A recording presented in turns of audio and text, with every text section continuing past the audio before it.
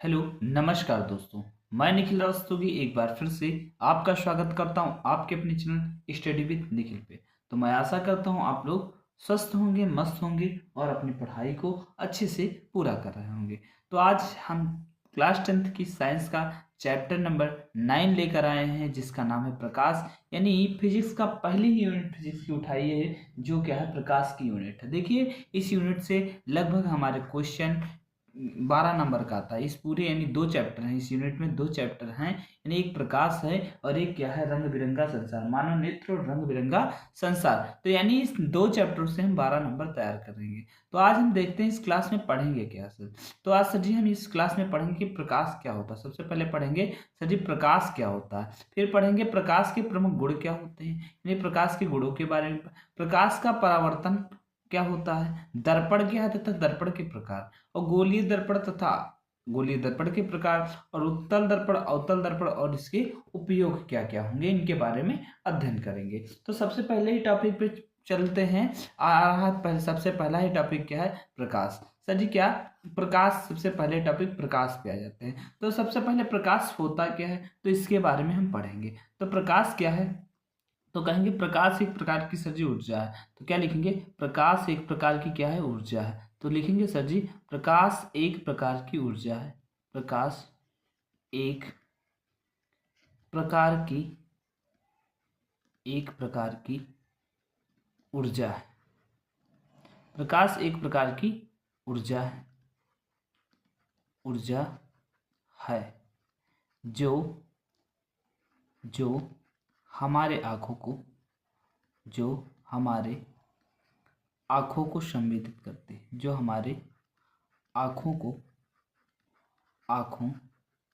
को संवेदित करती है, संवेदित करती है, संवेदित करती है, जिससे हम किसी वस्तु को देख पाते हैं, करती है जिससे जिससे हम किसी वस्तु को देख पाते हैं, किसी वस्तु को क्या कर पाते हैं, देख पाते हैं। ये प्रकाश एक प्रकार की क्या है, ऊर्जा है, जिससे हम जो हमारे आंखों को क्या करती है, संवेदित करती है, जिससे हम किसी वस्तु को देख पाते हैं। तो हम समझ गए सर जी प्रकाश क्या है। तो सर जी हम क्या समझ गए, प्रकाश क्या है। अब क्या पढ़ना, प्रकाश के प्रमुख गुणों के बारे में पढ़ना। सर जी क्या पढ़ना है, प्रकाश के प्रमुख गुण क्या क्या होते हैं। तो अब क्या पढ़ना सर जी, प्रकाश के प्रमुख गुण, प्रकाश के प्रमुख गुण पढ़ेंगे। सर जी क्या पढ़ेंगे, प्रकाश के प्रमुख गुण कौन कौन से होते हैं, यानी उनके बारे में आज हम पढ़ेंगे। तो प्रकाश के प्रमुख गुण कौन कौन से होते हैं। तो सबसे पहला गुण है कि प्रकाश एक सरल रेखा में गति करता है। तो पहला गुण क्या है, प्रकाश की किरण सरल रेखा में गति करती है। प्रकाश की किरण सरल रेखा में गति करती है। प्रकाश की किरण सरल रेखा में गति करती है। सरल रेखा में गति करती है।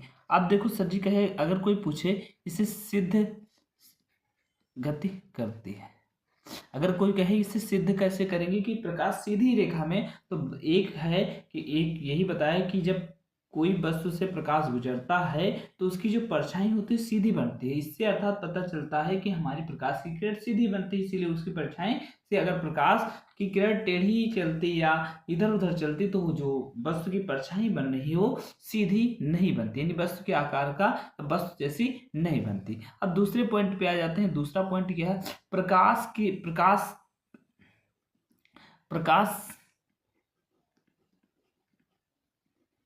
प्रकाश में वैद्युत चुंबकीय गुण पाया जाता है। प्रकाश में क्या, वैद्युत चुंबकीय गुण पाया, यानी प्रकाश विद्युत तथा चुंबकीय दोनों तरीके के गुण दिखाए गए, यानी प्रकाश में वैद्युत चुंबकीय गुण पाए जाते हैं। क्या पाए जाते हैं, गुण पाए जाते हैं, गुण पाए जाते हैं। क्या पाए जाते हैं, प्रकाश में वैद्युत चुंबकीय गुण पाए जाते हैं। फिर अगला इसका और प्रकाश के गुण कौन कौन से हैं। तो अगला गुण है कि प्रकाश के संचरण के लिए माध्यम की आवश्यकता नहीं होती। प्रकाश के संचरण के लिए माध्यम की आवश्यकता नहीं होती। प्रकाश के संचरण के लिए माध्यम की आवश्यकता नहीं होती।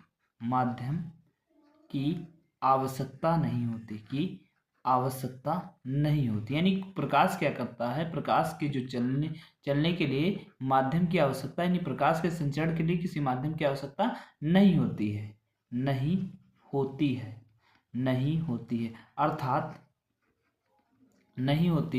अर्थात प्रकाश निर्वात में गति कर सकता है। अर्थात प्रकाश निर्वात में गति कर सकता है। निर्वात में गति कर सकता है।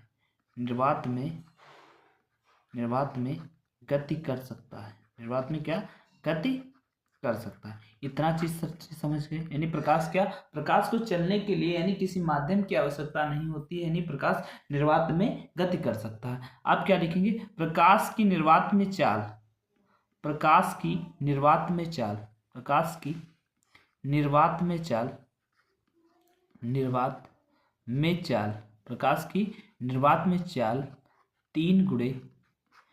3 × 10⁸ मीटर पर सेकंड होती है। 10⁸ मीटर पर सेकंड होती है। अगर हम मीटर के किलोमीटर कर दें तो यहाँ 10⁵ नहीं क्या आ जाएगी, 8 आ जाएगी। क्या आ जाएगी, 10⁸ नहीं क्या आ जाएगी, 5 आ जाएगी। फिर अगला क्या लिखेंगे, प्रकाश द्वैत प्रकृति दर्शाता है। प्रकाश कैसी द्वैत प्रकृति पाई जाती है, द्वैत प्रकृति को दर्शाता है। द्वैत प्रकृति को दर्शाता क्या करता है, दर्शाता है। अर्थात प्रकाश कण तथा तरंग दोनों की तरह व्यवहार करता है। अर्थात प्रकाश कण तथा तरंग दोनों की तरह व्यवहार करता है। कण तथा तरंग दोनों की तरह व्यवहार करता है। तरंग दोनों की तरह व्यवहार करता है। दोनों की तरह व्यवहार करता है। क्या करता है, व्यवहार करता है। सर जी हम समझ गए प्रकाश के गुण क्या क्या होते हैं कि क्या प्रकाश एक सरल रेखा में गति करता है। प्रकाश में वैद्युत चुंबकीय गुण पाए जाते हैं। प्रकाश में क्या वैद्युत चुंबकीय गुण पाए जाते हैं।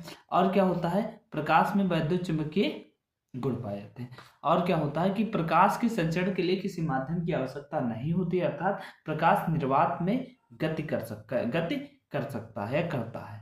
प्रकाश की निर्वात में जो चाल होती है 3 × 10⁸ मीटर पर सेकंड होती है। प्रकाश में द्वैत प्रकृति यानी प्रकाश द्वैत प्रकृति को दर्शाता है। अर्थात प्रकाश कण तथा तरंग दोनों की तरह व्यवहार करेगा। अब प्रकाश एक और प्रकाश का गुण लिख लो, क्या एक प्रकाश का क्या गुण और लिख लो, जो क्या होता है, यहाँ क्या लिखना है, प्रकाश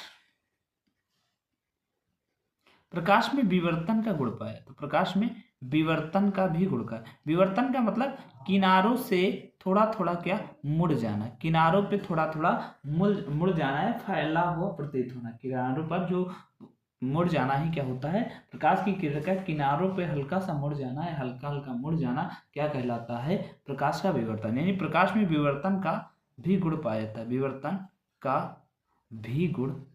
का भी गुण पाया जाता है। किसका, विवर्तन का भी गुण पाया जाता है। तो इतना चीज क्लियर हुआ। एक चीज और, प्रकाश में परावर्तन तथा अपवर्तन का गुण पाया जाता है। प्रकाश में परावर्तन तथा अपवर्तन का गुण पाया जाता है। प्रकाश में परावर्तन तथा अपवर्तन का गुण पाया जाता है। किसका, पदार्थ में परावर्तन तथा अपवर्तन के गुण पाए जाते हैं, के गुण पाए जाते हैं। क्या के गुण क्या होते हैं, पाए जाते हैं। अब अगला टॉपिक पे आ जाते हैं, यानी प्रकाश का जो अपवर्तन मतलब प्रकाश की किरण का एक माध्यम से दूसरे माध्यम में जो प्रवेश होता है और उसमें जो विचलन होता है उसी को क्या कहते हैं, प्रकाश का अपवर्तन कहते हैं। परावर्तन का मतलब जब प्रकाश किसी चिकने धरातल से टकराती है तो उसी माध्यम में क्या वापस लौट जाती है, तो उसी क्या बोलते हैं, प्रकाश का परावर्तन बोलते हैं। अब आ जाते हैं अगले टॉपिक पे। अगला टॉपिक क्या है हमारा कि प्रकाश का परावर्तन क्या होता है। तो जब प्रकाश की किरण, तो यहाँ लिखेंगे प्रकाश का परावर्तन क्या होता है, तो यहाँ इसकी डिफिनेशन सर जी क्या लिख लेंगे, जब प्रकाश की किरण, जब प्रकाश की किरण, जब प्रकाश की किरण, जब प्रकाश की किरण, जब प्रकाश की किरण किसी चिकने या पालिशदार, किसी चिकने या पालिशदार, चिकने या पालिशदार, पालिशदार धरातल से टकराती है, धरातल, धरातल से टकराती है, धरातल से टकराती है, टकराती है, तो प्रकाश की किरण, तो प्रकाश की किरण उसी माध्यम में वापस लौट जाती है। प्रकाश की किरण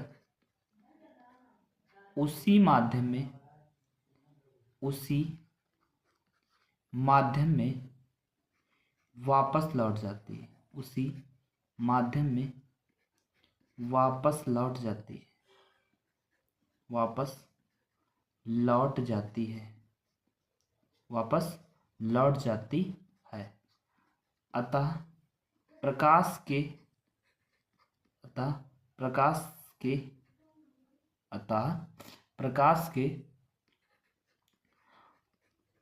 प्रकाश का उसी माध्यम में वापस लौट जाना ही, प्रकाश का उसी माध्यम में, उसी माध्यम में, माध्यम में लौट जाना ही, माध्यम में लौट जाना ही, जाना ही प्रकाश का परावर्तन कहलाता है, प्रकाश का परावर्तन कहलाता है, प्रकाश का परावर्तन कहलाता है। तो यानी जब प्रकाश की किरण किसी चिकने पालिशदार धरातल से टकराती है तो प्रकाश की किरण उसी माध्यम में वापस लौट जाती है, अतः प्रकाश का उसी माध्यम में लौट जाना ही प्रकाश का परावर्तन कहलाता है। क्या होता है, प्रकाश का परावर्तन कहलाता है। अब इसे हम क्या डायग्राम से समझ लेते हैं, डायग्राम से समझते हैं आगे। आगे जब इसे डायग्राम से समझेंगे, यानी जब कोई प्रकाश की किरण आती है, यानी ये चिकना क्या है, एक धरातल है, एक क्या है, चिकना धरातल है, जिसमें क्या कोई प्रकाश की जो किरण आती है उसे क्या बोलते हैं, आपतित किरण। यानी कोई जो आपतित किरण प्रकाश से आती है तो यहाँ क्या ये धरातल से टकराती है, फिर उसी माध्यम में वो किरण वापस लौट जाती है, जो लौटती है उसे क्या बोलते हैं, परावर्तित किरण, जो आती है उसे क्या बोलते हैं, आपतित किरण। और धरातल से लंबवत एक रेखा खींचते हैं जो क्या होती है, काल्पनिक होती है, जो क्या बोलते हैं, अभिलंब बोलते हैं। क्या बोलते हैं, यानी धरातल की ठीक लंबवत रेखा होती है। अगर हम यहाँ आपतित किरण यहाँ से अभिलंबवत से कोई जो कोण बना था, आपतित किरण और अभिलंब के बीच जो कोण बनता है उसे क्या बोलते हैं, आपतन कोण। और जो अभिलंब तथा परावर्तित किरण पे जो कोण बनता है उसे क्या बोलते हैं, परावर्तन कोण।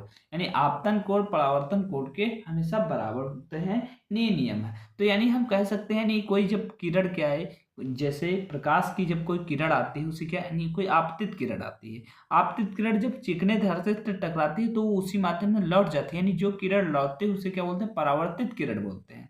तो अब इन दोनों के मध्य कोण बनता है, यानी अविलंब जो हम बीच में, यानी धरातल के जो लंबवत क्या होता है, एक रेखा होती है जो काल्पनिक होती है, तो अभिलंब तथा आपतित किरण के बीच जो कोण बनेगा उसे क्या बोलेंगे, आपतन कोण बोलेंगे। क्या बोलेंगे, आपतन कोण। और परावर्तित किरण तथा अभिलंब के बीच जो बनेगा उसे परावर्तन कोण बोलेंगे। तो ये दूसरा नियम इसमें होता है कि जो आपतन कोण होते हैं परावर्तन कोण के बराबर होता है, और जो पहला नियम है वो क्या है, आपतित किरण, क्या है, आपतित किरण, अभिलंब तथा परावर्तित किरण तीनों क्या होते हैं, एक ही तल में होते हैं। क्या होते हैं, एक ही तल में होते हैं। तो अगला टॉपिक क्या है हमारा, कि प्रकाश के परावर्तन के नियम क्या है।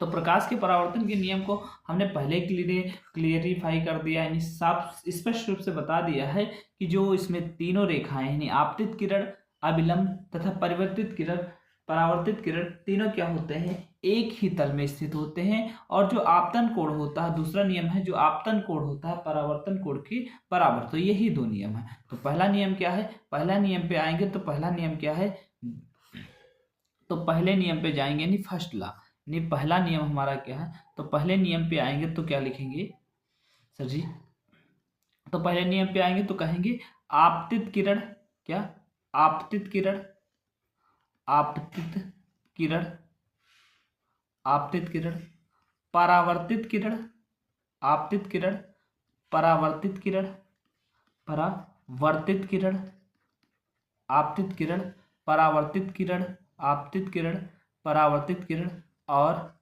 अविलंब, और अविलंब, और अविलंब तीनों एक ही तल में होते हैं। तीनों क्या होते हैं, तीनों एक ही तल में होते हैं। तीनों एक ही तल में होते हैं। तीनों एक ही तल में होते हैं।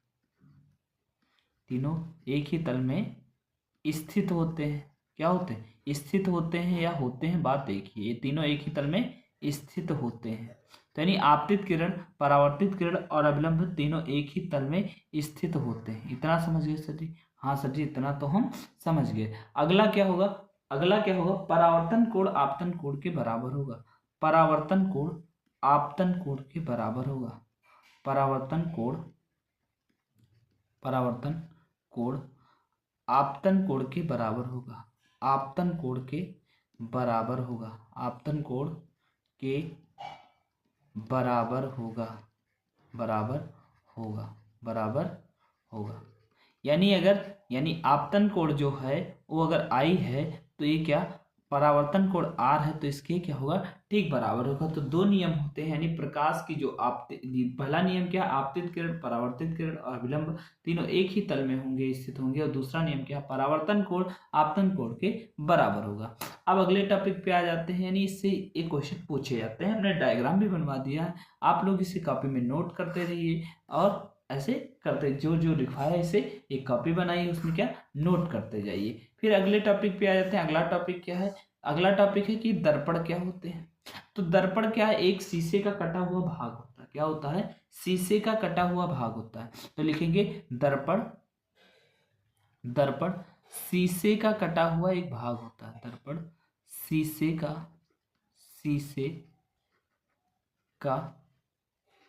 कटा हुआ एक भाग होता है। शीशे का कटा हुआ एक भाग होता है। एक भाग होता है, भाग होता है जिसके एक तल पे, जिसके एक तल पे, जिसके एक तल पे चांदी या पारे, तल पर चांदी या पारे की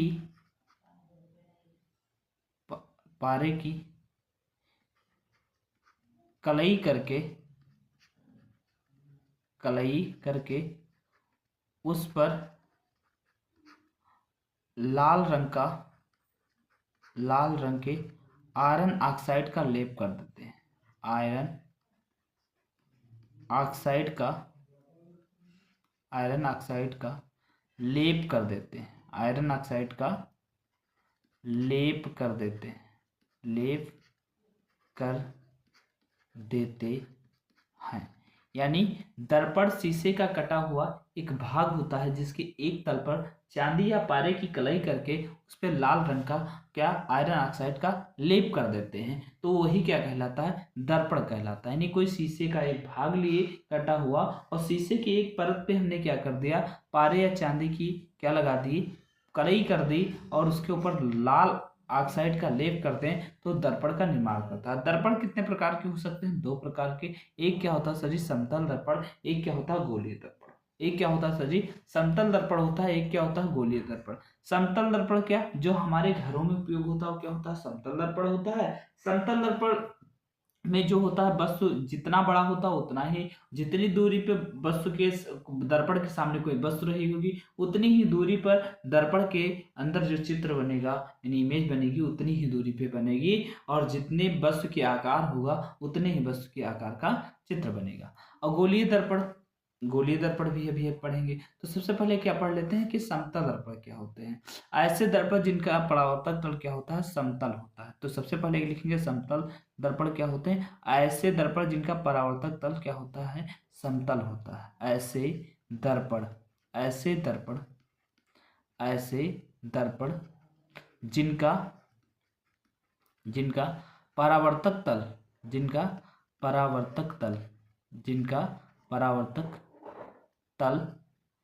जिनका परावर्तक तल समतल होता है, जिनका परावर्तक तल कैसा होता है, समतल होता है, समतल दर्पण कहलाते हैं। समतल होता है, क्या कहलाते हैं, समतल दर्पण कहलाते हैं। यानी ऐसे दर्पण जिनका परावर्तक तल क्या होता है, समतल होता है, समतल दर्पण कहलाते हैं। क्या कहलाते हैं, समतल दर्पण कहलाते हैं, समतल दर्पण कहलाते हैं। तो ऐसे दर्पण जो क्या होते हैं, जिनका परावर्तक तल क्या होता है, समतल होता है, उन्हें क्या बोलते हैं, समतल दर्पण। तो समतल दर्पण की जो क्या होती है, फोकस दूरी होती है, क्या होती है, अनंत होती है। तो इसकी जो फोकस दूरी क्या होगी, अनंत होगी। याद रख लेना, फोकस दूरी क्या होगी, अनंत होगी। क्या होगी, फोकस दूरी अनंत होगी। क्या होगी, अनंत होगी। इसकी फोकस दूरी कैसी होगी, अनंत होगी। और क्या, घरों में जो हमारे प्रयोग, घरों में अत्यधिक समतल दर्पण का प्रयोग होता है, समतल दर्पण का प्रयोग होता है, समतल दर्पण का प्रयोग होता है, समतल दर्पण का प्रयोग होता है। यानी अत्यधिक क्या होता है, समतल दर्पण का प्रयोग होता है। तो इतना चीज हम समझ गए कि समतल दर्पण जिनका परावर्तक तल कैसा होता है, समतल होता है, उन्हें क्या बोलते हैं, समतल दर्पण कहते हैं। इनकी फोकस दूरी कैसी होती है, अनंत होती है। घरों में अत्यधिक समतल दर्पण का प्रयोग किया जाता है। समतल दर्पण से पर बने जो प्रतिबिंब होते हैं वो वस्तु के आकार के होते हैं, और यानी जो इनका प्रतिबिंब बनेगा समान होगा, यानी क्या होगा, समान होगा, और ये वस्तु के आकार का होगा। वस्तु के सामने दर्पण से जितनी दूरी पर कोई वस्तु रखा होगा और दर्पण के अंदर उतनी ही दूरी पर वस्तु का क्या बनेगा, प्रतिबिंब बनेगा। तो अगले पे आ जाते हैं, गोलीय दर्पण क्या होते हैं। देखो शॉर्टकट में जो इसकी परिभाषा एनसीईआरटी ने लिखी है, तो एनसीईआरटी ने यही लिखी है, ऐसे दर्पण जिनका परावर्तक तल क्या होता है, गोलीय होता है, उन्हें क्या गोलीय दर्पण कहते हैं। यानी ऐसे दर्पण क्या लिखेंगे, ऐसे दर्पण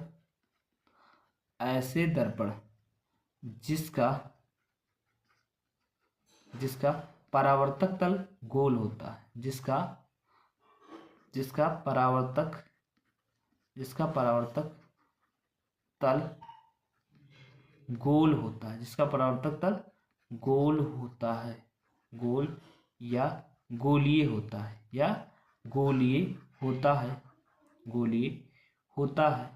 गोलीय दर्पण कहलाते हैं। होता है, क्या कहलाते हैं, होता है गोलीय दर्पण या स्फेरिकल मिरर कहलाते हैं। क्या कहलाते हैं, गोलीय दर्पण या स्फेरिकल मिरर कहलाते हैं।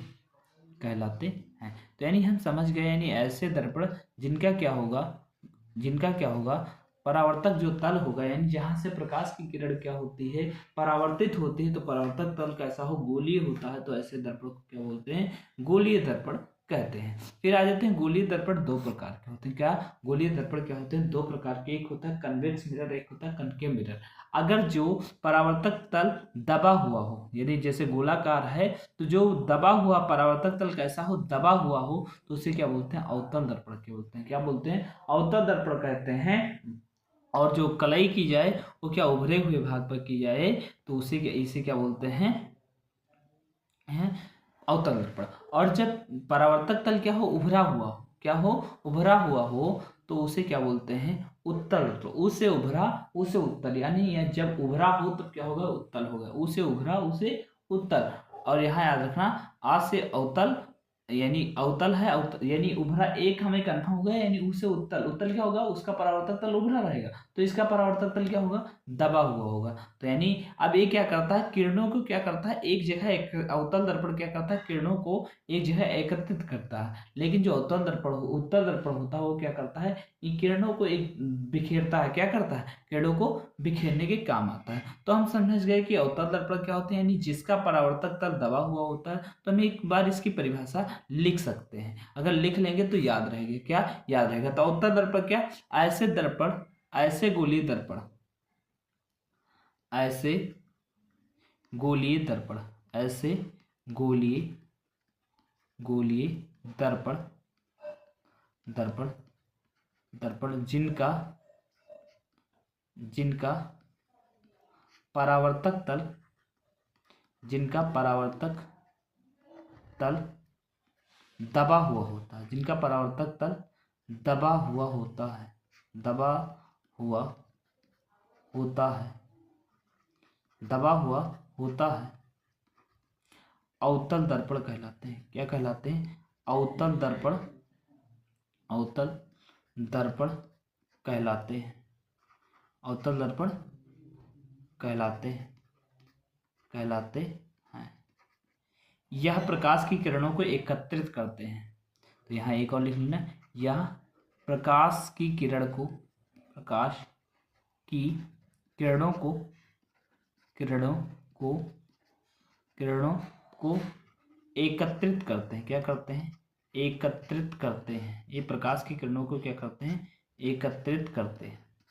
फिर अगला क्वेश्चन, अगला क्या है, अगर पूछे कोई उत्तल दर्पण क्या है, ऐसे दर्पण, उसे उत्तल उसे उभरा हुआ, उसे उत्तल उसे उभरा हुआ, ऐसे दर्पण जिसके, ऐसे दर्पण जिसके परावर्तक तल, जिसके परावर्तक तल, जिसके परावर्तक तल, जिसके परावर्तक तल उसे उभरा, क्या उसे उभरा, उसे उत्तल, उभरे हुए होते हैं, जिसके परावर्तक तल उभरे हुए होते हैं, उभरे हुए होते हैं, उभरे हुए होते हैं, उत्तल, उत्तल दर्पण कहलाते हैं, उत्तल दर्पण कहलाते हैं। क्या कहलाते हैं, ऐसे दर्पण जिसके परावर्तक तल उभरे हुए होते हैं, उत्तल दर्पण कहलाते हैं। ऐसे दर्पण जिसके परावर्तक तल क्या होते हैं, उभरे होते हैं, क्या कहलाते हैं, उत्तल दर्पण कहलाते हैं। यह प्रकाश की किरणों को क्या करता है, बिखेरने का काम करता है।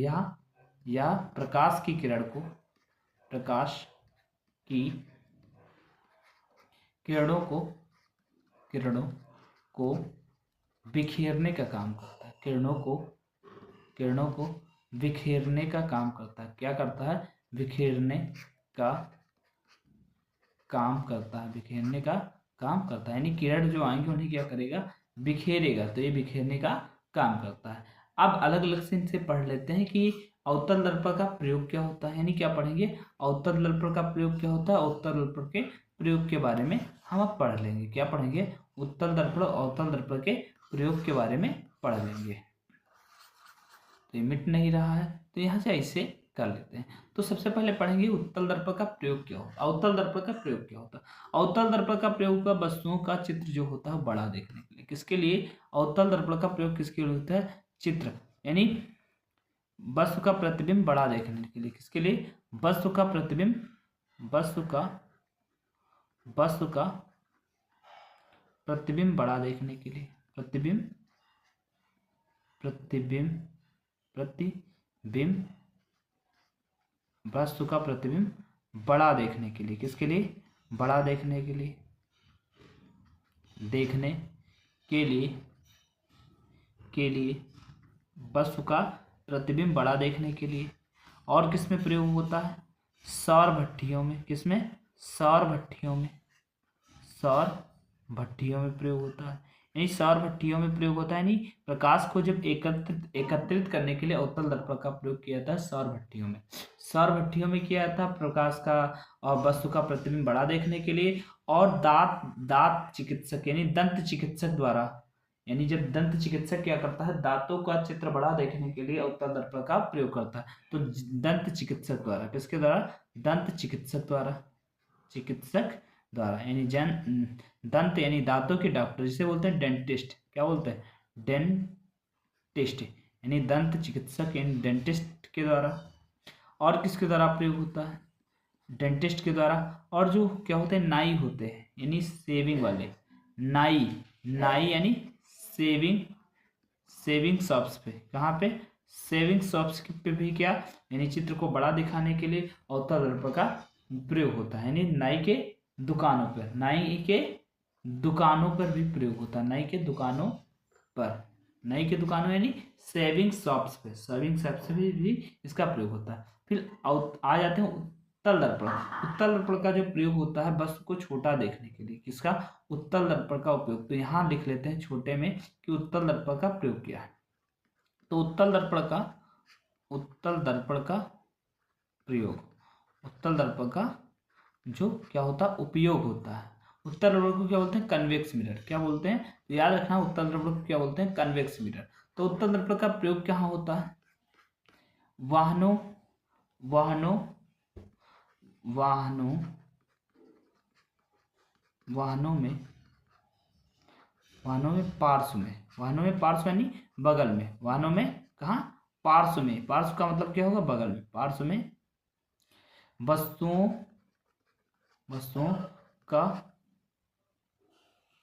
को देखने के लिए,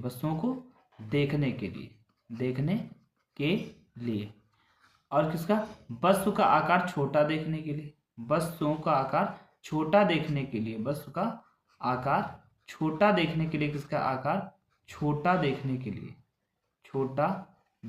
के लिए, अगर वस्तु का आकार छोटा देखने के लिए भी किसका प्रयोग करेंगे? उत्तल दर्पण का। और गाड़ियों में क्यों उत्तल दर्पण का प्रयोग करते हैं? क्योंकि गाड़ी में जब देखेंगे तो वस्तु का आकार कैसा दिखाई देगा? जब छोटा दिखाई देगा तो हम विस्तृत क्षेत्र को, यानी बड़े क्षेत्र, यानी छोटे से दर्पण में दर्पण का प्रयोग क्यों करते हैं? यानी छोटे से दर्पण में क्या कर सकते हैं? बड़े से चित्र को देख सकते हैं, यानी बहुत सारा विस्तृत क्षेत्र को देख सकते हैं।